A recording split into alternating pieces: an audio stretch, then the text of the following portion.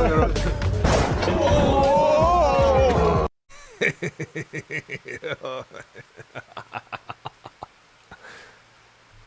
and she says she's not going anywhere. Still, feds say they have plenty of evidence against her and her daughters, and it goes beyond that big birthday bash. We were with Councilmember Brown today.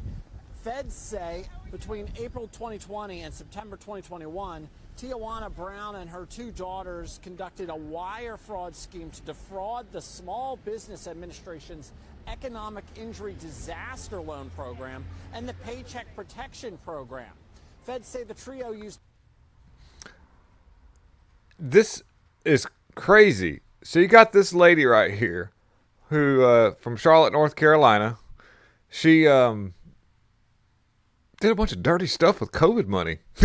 This happens all the time. We've seen this, like, well, Bob and Inez can do it. I can do it too.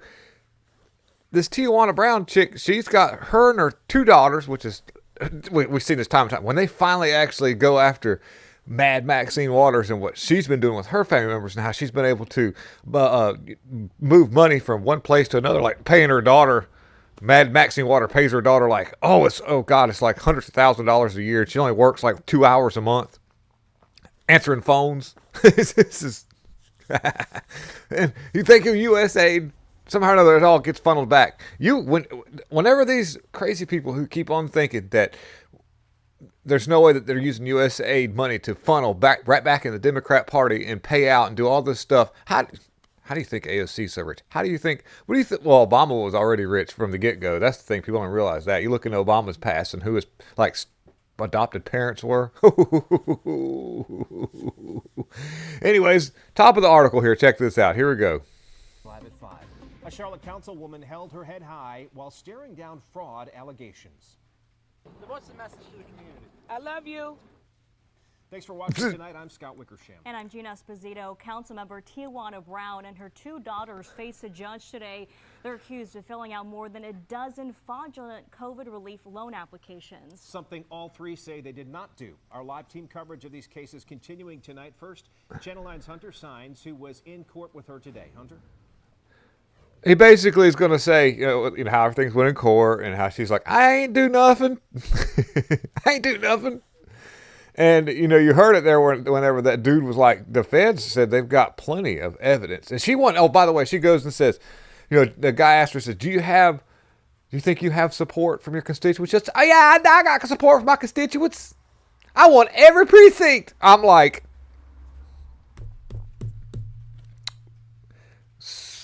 we really, really, really have to look into election integrity. That's all I'm saying.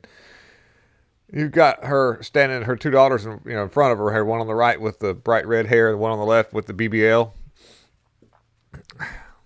Kind of crazy. Oh, she threw a 50th birthday party. I mean, oh my gosh. I wonder if I could get this thing to roll into it. She at the 50th birthday party. Let's see if this is about right. Feds say between April 2020 and September 2021, Tijuana Brown and her two daughters conducted a wire fraud scheme to defraud the Small Business Administration's Economic Injury Disaster Loan Program and the Paycheck Protection Program. Feds say the trio used fake information and documentation, including fake tax forms that lied about the number of employees and gross... They do this all the time. Feds say the trio submitted 15... It sounds like the Biden administration, whenever they had all these businesses that they were funneling money to from like Burisma and stuff. They were like, where are your employees? Can you, will the real employees please stand up? They don't have any. There's nothing there. There's not even a business. They just say, oh, look at this. And they just come up with a name. They do a federal tax ID. And they say they got all these employees working because they think nobody's going to look into it. Applications and got at least $124,000 in funds. And here's an example from the indictment. Feds say in April 2021, Brown and her daughter applied for a PPP loan for her swimwear business, TC Collection. Feds say the two submitted a fake IRS Schedule C form that falsely claimed the company earned $96,000 in net profits in 2019, but feds say the form was fake and never submitted to the IRS. It also was the same exact form Brown's other daughter used for 2 of her businesses. Now, a requirement for the PPP loans was that the business had to be in place prior to February 15th, 2020. Her application claimed the business had already been in existence and profitable, but there are no registered businesses under this name with the Secretary of State. They thought that nobody would look into this. They thought they're like, nobody's going to look into this. We're good. You know, we're strong blacks winning. We're goods to go. We can do what we want. And I wish I could find. Oh, there's the attorney. That's the attorney of those people. When he was asked, do you think you would accept a plea deal if it was offered? He goes, no, we're good. And he looks like that right there when he was answering the questions. Let's see if I can get this. Hold on. So here you go. A plea deal if it was offered. She didn't answer, but her attorney, Rob Heroy, did. No, it's not up for consideration. You better consider that, miss. Wait a minute. Yeah, her defense attorney right there, Rob Heroy, also told me that it will be several more months before a trial gets underway. He also believes this will likely be one trial with all 3 defendants in that single trial. Now, I also asked Councilwoman Tijuana Brown if she feels support from her constituents. She turned to me and said, quote, absolutely. What do you think? I won every precinct. That's wild. And Channel 9's Joe Bruno, who also questioned Councilwoman. That's wild, dude. On all her precincts. Like, I wish I could find the part of the video where it showed she had this extravagant, I mean ultra extravagant birthday party where it was like there was wine, it was a big old like FU. There it is right there. Yes. Let me see if I can get right here. Let me get just in the right spot. Here we go. Spending $15,000 on this extravagant and flashy 50th birthday party for herself. Her 2 daughters. That was money that was used. It was used. Let me get this right here. Thousands of dollars in COVID relief funds, spending $15,000 on this extravagant and flashy 50th birthday party for herself. This is something we see time and time and time again when it comes to people that get in political positions, because a lot of these people are full of themselves to begin with, and they express that. And they get into sort of a pissing game when it comes to money. And when they don't have it, they'll find it.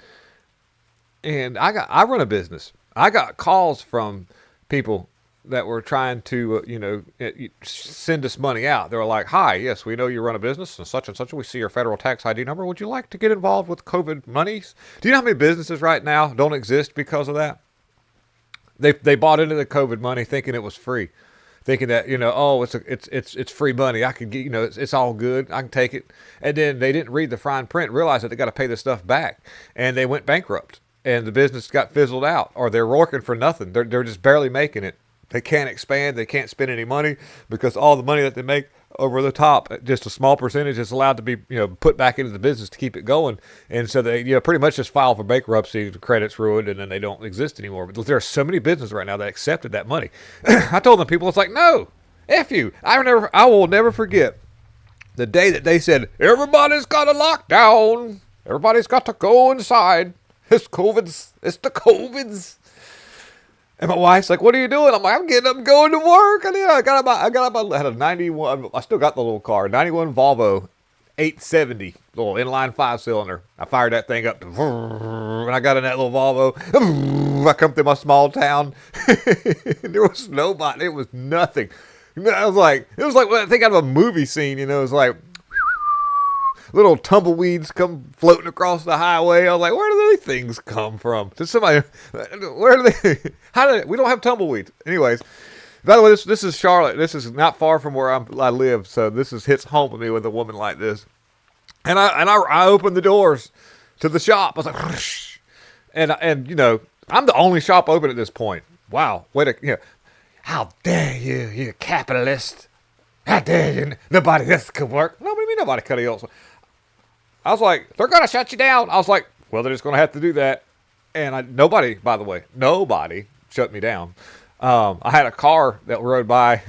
They stop out on the highway, roll the window down. What are you doing open? It's the COVIDs. I was like, I'm working here. Kind of like in New York. I'm working here. And I gave them like a thing. And I went like that right there. But they said, do you want some COVID's money? I was like, no, I don't want any of your stupid money. No. And the guy was like, huh? I'm like, yeah, I don't want that mess. And he couldn't believe it. It was the craziest sound on the phone. You could hear a pin drop across the room because he's like, guys, there's somebody that doesn't want this money. And everybody was like, how does this work? But yeah, no, these people saw an opportunity to grift off U.S. tax dollars to get free money that they thought that would be not accounted for. And she's maintaining her innocence. She's like, I ain't do nothing. I really, really, really, really, really hope that this is a legitimate trial and that she gets, some kind of legal action. More than likely, it will not be jail time, just because of the fact. It's just kind of how that rolls.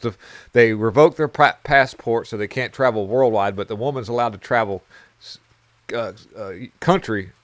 She can go around the United States, but her two daughters, they're not allowed to travel outside the United States. $25,000 unsecured bond, which is, to be honest with you, it's typical amongst the board. So nobody's getting any privilege here, but we'll just see how the trial goes. Now, this is all, there seems to be like somebody's really trying to do something because they're putting forth a lot of evidence. There was a lot of, stuff brought to the table there showing what they're trying to do. So hopefully, they don't take it to a jury trial. That's what they want to do. They want a jury trial. They want a selected jury of her peers, so that way that they, I just don't see how, I don't know. I just, I hope that something comes of this and sets an example for other people, because these people have, it's not just because of the color of skin, by the way. White people did the same thing. I watched a bunch of white people grift this money. And like I said, they don't exist anymore. The businesses that she has right now that were all involved with this money, they don't exist anymore. They're done. They're out. And other ones did the same thing. Took the COVID money, and they're screwed in the F-hole. A-hole. F and A-hole. Anyways, all right. So, by the way, next video that come on a little bit later is going to talk about what Biden was going to do if he was reelected and some other stuff. And foul-mouthed Jasmine Crockett, by the way. Foul-mouthed Jasmine Crockett says she wants to come after Trump if Democrats regain power again with lawfare like you've never seen before, while they complain about lawfare that's being thrown at them. It's pretty wild how that works. Talk to you guys later.